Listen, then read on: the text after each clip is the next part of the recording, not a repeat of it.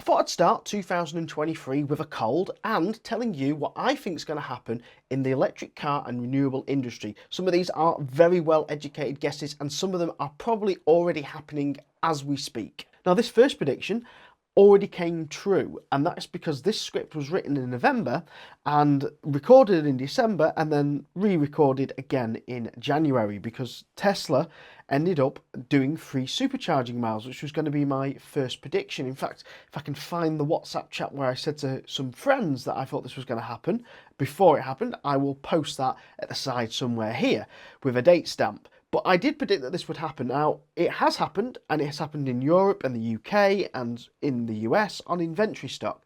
And it will likely end very shortly as this video comes out, if it's not already. If it comes back, I do think it will come back and it will carry on probably till June, July, maybe even to the end of the year. And this is because Model 3 sales are pretty much saturated here in Europe, here in the UK. And that is because Tesla wanted to be the best-selling electric car and they achieved just that. And the problem with being the best-selling car is everyone who wants an electric car tends to have bought one. And that means the market's saturated not only with used vehicles, but the new vehicles being made don't have as many buyers because the used vehicles have plummeted so much in value that there is some real bargains in Model 3s. In fact, I predict that you'll see Model 3s in the 20 grand sort of bracket probably by mid-year this year for standard range Model 3, and I reckon performance models you're probably looking at mid 30 grands for a performance Model 3. So if you are in the market for a used Tesla, keep your eye out on the used market. I do predict that we will see these prices very, very, very soon. And this brings you on to my educated guesses, and this is kind of already happening. We already know this is happening, which is I think solar and battery only installs are going to be the highest growth ever in 2023. I think we are going to see exponential growth in the solar and battery industry. You are not going to be able to walk down pretty much any road without 1 in 5 houses having solar on its roof, and I predict actually even lower, probably 1 in 4 houses will also have a battery or only battery system, which brings me neatly over to the fact that I will be reviewing battery and inverters and solar battery systems on this channel this year. In fact, my first video should be due for release in February. The first kit has already arrived from Livatech. I am getting ready to install it sort of late January, so the video won't be out till February. So if you're interested in learning about battery and solar and storage systems, the cost, how to install them, then make sure you click subscribe on the channel, where a whole series on this subject will be coming very, very soon. Now, this might not happen exactly when I'm saying it, but I predict probably around about April, we will see a reduction in energy costs in the UK and probably the rest of Europe. This is through a couple of factors. Factor number one is that gas usage for heating homes tends to be a lot lower, obviously in the summer because people aren't heating. So we'll see a wholesale drop down there. We've already seen the wholesale price slightly come down, which means gas generation for electricity has lower gas cell price, which means the prices therefore will fall. We're also seeing a lot more wind, which we'll get to in a minute, a lot more solar, which we got to previously, and a lot more battery systems that we talked about previously entering the market, which is lowering the rates. Now, I reckon the cap will obviously drop, the price cap will drop. I think we'll see a meaningful fix, which is a lot lower than the price cap. Now, I predict probably we'll see around about 20-ish p peak, and I reckon off peak we'll still don't see any lower than about 10p, which is about what it is now.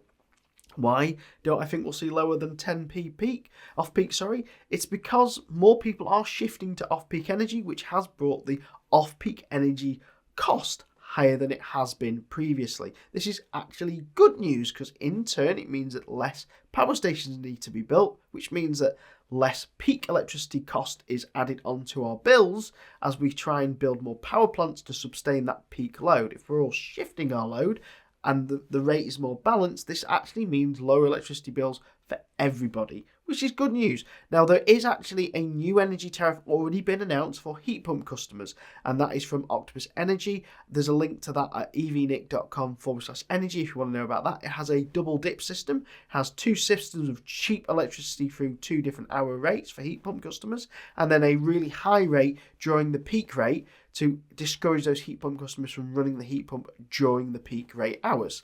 I also think we will see a special deal for battery customers, a special deal for solar customers, but we actually will see probably a deal from an energy company, more likely someone like Octopus, who's quite inventive, which allows them to take full control of the battery that you have, and they decide when it charges, they decide when it discharges.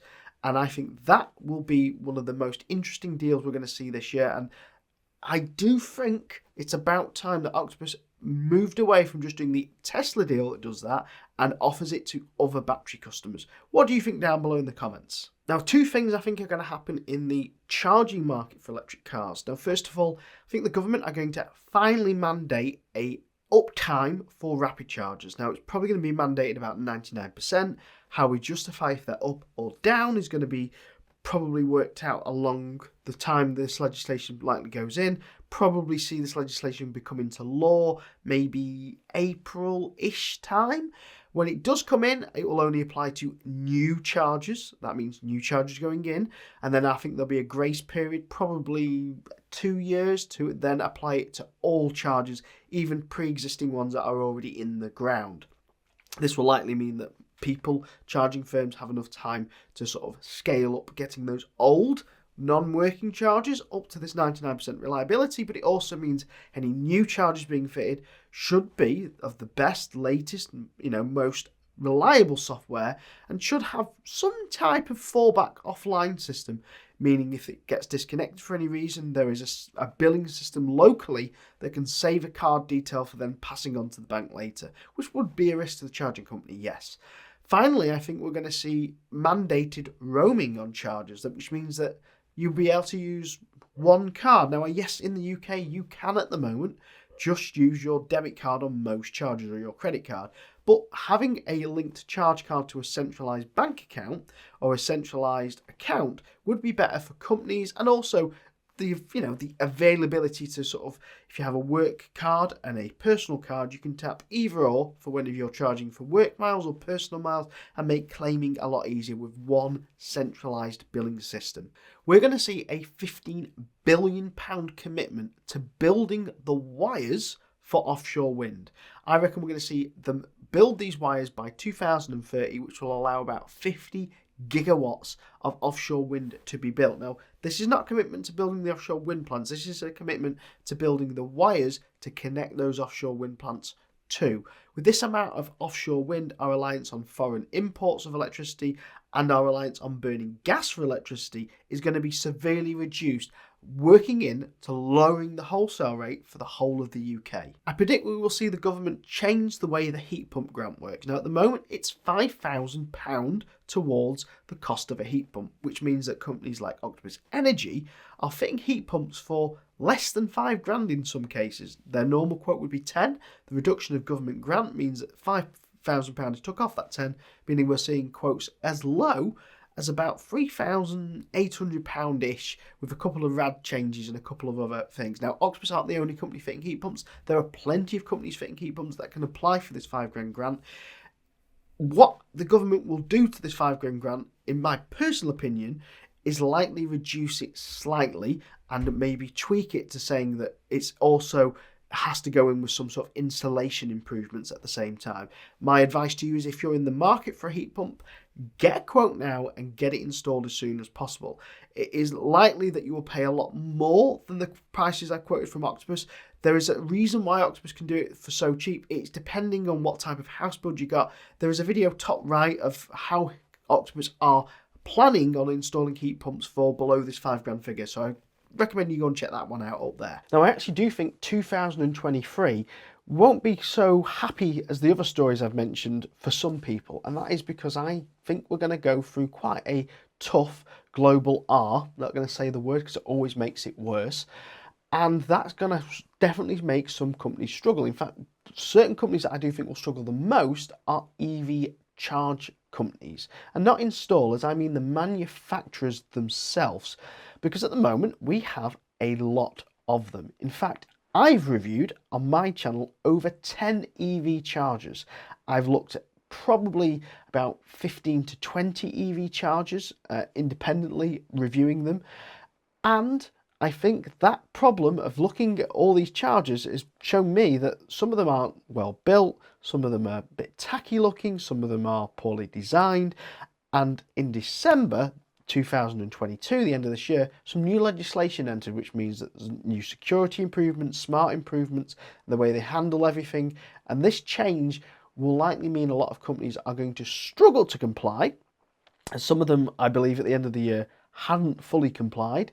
They will probably muddle through and make it comply by the time they start reselling them in 2023.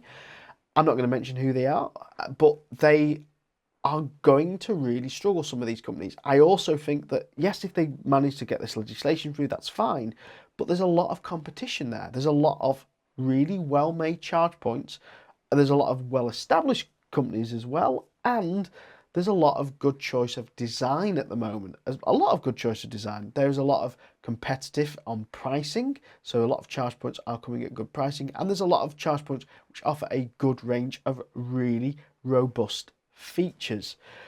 So I do think this year we're going to probably see 2, maybe 3 charge manufacturers go bust. If you want to make sure that you get the best charge point for yourself, then check out this video here where I'm talking about all the best charge points you can get. It's a full playlist of every single charger I've reviewed.